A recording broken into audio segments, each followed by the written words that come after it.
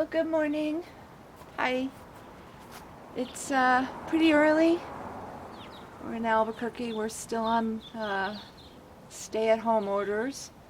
Anyway, I thought I would start early. I tried to do this yesterday, but the wind was just kicking up, and it's pretty calm right now, so the sun is in my eyes a little bit, but we'll be all right.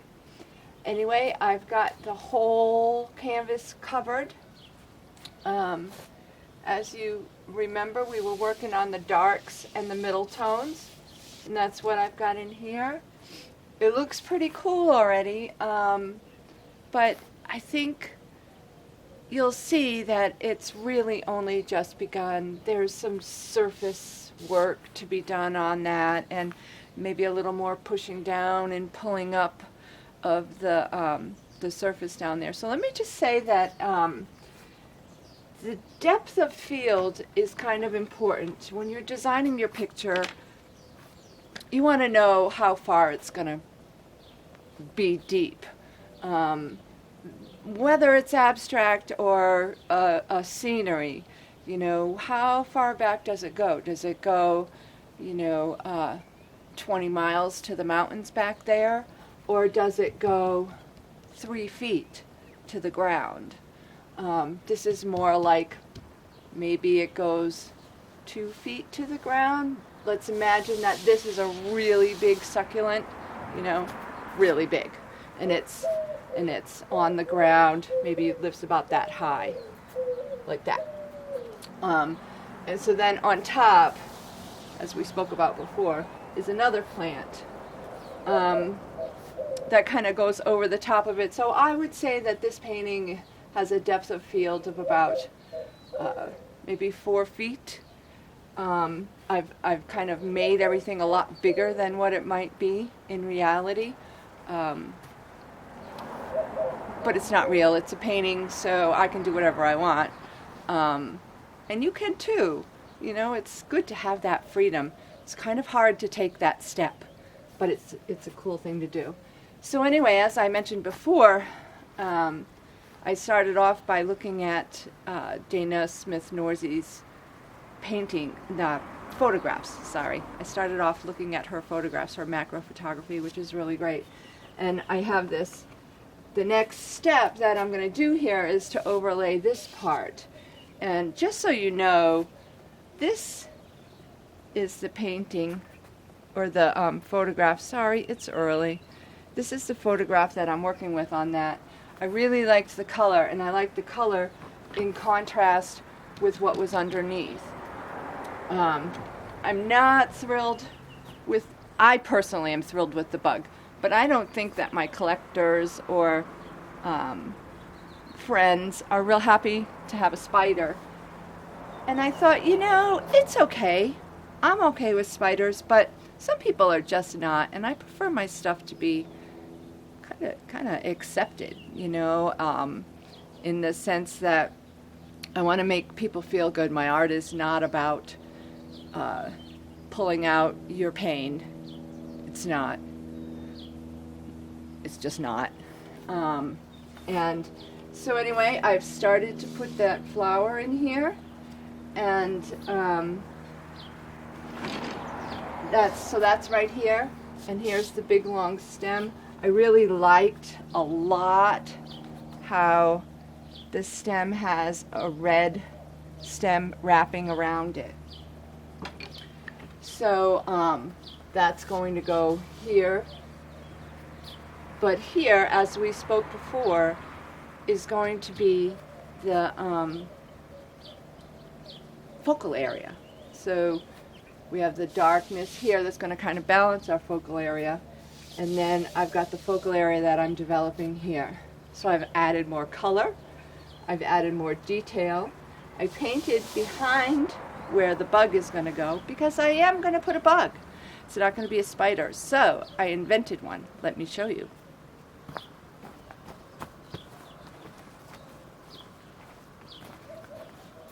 So I did a sketch, thought about it for a while. That's kind of how they happen. I think about things and then it just comes out. so I did some sketches to see what I might put here, and I came up with one that I really like. So this is it. I don't know how close I can get that you'll be able to see. So it's a happy bug, and it's one that I've just kind of invented. It's not something you'd see in real life. It'd be cool if it was. It's got a smiley face.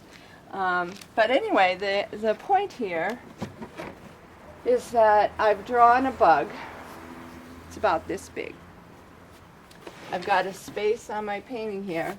It's about this big. If I want to be able to transfer this design onto here. And that was something I didn't go over with you when we first started. I remember I had a sketch for what this whole bottom surface was going to be, and it was already on the canvas when you got here. So what we've got is this bug, and I want to translate it to here. So if I measure up a little bit, I'm not sure if you can see that. So if I measure, it's almost the size from the end of its foot to the tip of its wing. It's the size of this paintbrush. And so from the end of its foot to the tip of its wing is the size of this paintbrush. And you know, I think it's a good size. I thought maybe it was going to be a little small, but I think that's going to be okay to put a bug that size into here. So how do we do that? Well, it's kind of this technique that you might have learned when you were really young. It reminds me of something we would have done in grade school for like a puzzle. So I've got a square, got a square-ish, and I'm going to break it up. Usually I do thirds. I'm just eyeing out the thirds. You can measure it. Thirds is going to be 2 blocks, 2 dots. So 1, 2, 3, 1, 2, 3. All you put in is 2 dots to make 1/3 parts. And make sure this is lined up. So I'm just going to go ahead and draw a light line over the top of here, here, here, and here. You can totally do this more precisely. You may want to. And then I'm going to take that same box, which is a little bigger. I should have a ruler. All I've got are paintbrushes. But, well, let's just try a square. So a square is about this big. So I'm going to put it right here. This is going to be the top corner of my square. So that's there. That is here. This is here. And then I'm going to go down. And remember, it's acrylic paint. It's not heart surgery, so you can make a mistake and fix it. So, but I think that's about right. So this right here is this one here. Let's pull it down a little bit more. These are my marks for where the thirds are going to go.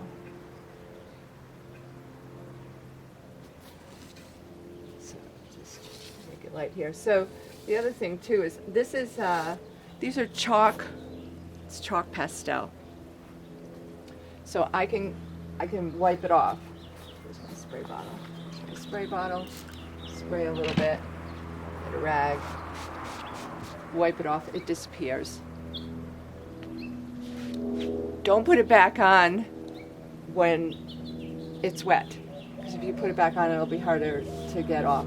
It kind of bonds a little bit more, but so it's dry because I live in the desert. And so we'll put that back in there. And so it looks like there's not really very much of anything for this top corner. You can draw your light grid if you want, and then just start laying in the parts of the bug. So this square looks like that. So it's like a little more than halfway above. Just get real logical. Take it step by step. I've crossed off this half and half, so I know that this is, so it's half and half. This is on the left side of the half mark, and it goes above the half mark just a little bit here. So I'm going to put it in just like that. And then this here is right at about the half mark, and it goes like that, goes into the other side here, and down like that. So you can see I can just kind of continue following my squares, and I don't even have to know what this thing is here. I just look at the squares and translate the squares onto here. And so that's how I'll get the drawing of the bug onto the thing. So his legs are going to come down to probably about here. And I'm not going to draw this all right now for you. I wanted to show you a couple of other things. But that's how you do it. That's how you translate a sketch onto your canvas. Do squares, get logical, be patient, it'll work out. So now I'm back at my palette. Here's the palette. It's getting kind of messy, but I wanted to show you a couple of things. I've got leaves because I'm painting outside. You know, you don't have to paint outside. I'm painting outside because I'm living in my RV right now, and I really, really wanted to do something a little bigger than what I could do in my RV. So anyway, that's my story. But I'm grateful. I have my RV, I have a place to park it, and I can be safe and quarantined. Anyway, so I've got these colors here. I'm still using the one yellow. I've got the cobalt blue and phthalo blue. I've added a light purple. I use this light purple almost as a gray. When I want to gray something down, make it not quite so brilliant, oftentimes I'll use that light purple. I do have my black and a dark purple. When I want to darken things, I'll often use the black mixed with the dark purple. I've got two different kinds of reds, which I smush together. I have an orange red and like a berry red, a magenta color. So as you can see, I've been working up in here in this color range. I'm adding more color to this area here where the detail is. And it looks like it's a fairly brilliant color. But what I'm doing with my color is I'm always keeping it relative to each other. So I never add in a color that has no part of a previous color. For instance, this green right there, that green looks as though it's just a yellow and a blue mixed together to make a brilliant green. But if you were to do that, you'd see that it's not quite right. I always add in some other color. So I use the blue that I used in the past for here. I used the yellow that I used in the past for here. There's very little yellow here. And this is close to what I get. But then I wanted to make it even more relative, not quite so popping. So I added a touch of this light purple color.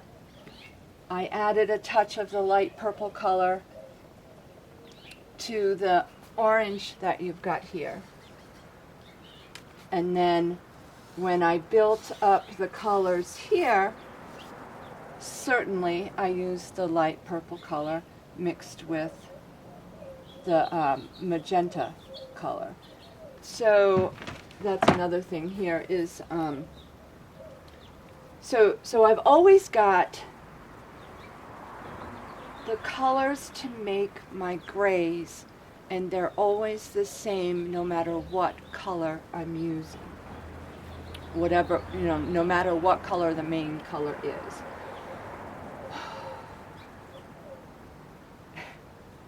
So anyway, it gets dark in here. I've used my black and dark purple to add to the orange and red to make it go down.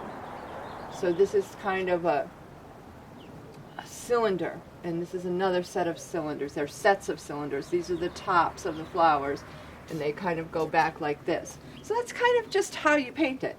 So at the top of the cylinders, I see circles, and I've painted a darker purple underneath. You're going to see the darker back into the shadow a little bit, and then a lighter color, and then on these I've even come up even brighter. I'm going to continue teasing it. I tease it up with a lighter color and to the back with a darker color.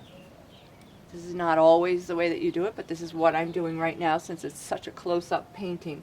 The depth of field is short, so I tend to make the dark be further away and the light or the bright be closer. And that'll also mean that the darks will have, the things that are farther away have less brilliancy of color, and the things that are closer have more brilliancy. This is on top, so it's going to have more brilliancy as it comes up to the top. And that's what I've got for you today. So we've got a shorter depth of field than a big old landscape, and so for that I'm going to use the darks as my further away point. I'm going to use the brights and lights as something closer together. I've got my focal area here, and so in the focal area I'm getting more detailed, I'm getting more color. I'm always making my colors relative with the ones that are elsewhere on the canvas. So for your lighter grays, there's always a little bit of the light purple that I've used in there, and for the darker grays, it's always a black and a purple, trying to keep it relative. I keep my palette as small as possible, and as you can see, I've got plenty of color happening. So anyway, I hope you have a groovy day painting, and I hope you're really painting along. I'd love to see what you're doing. Have a good one. Take care.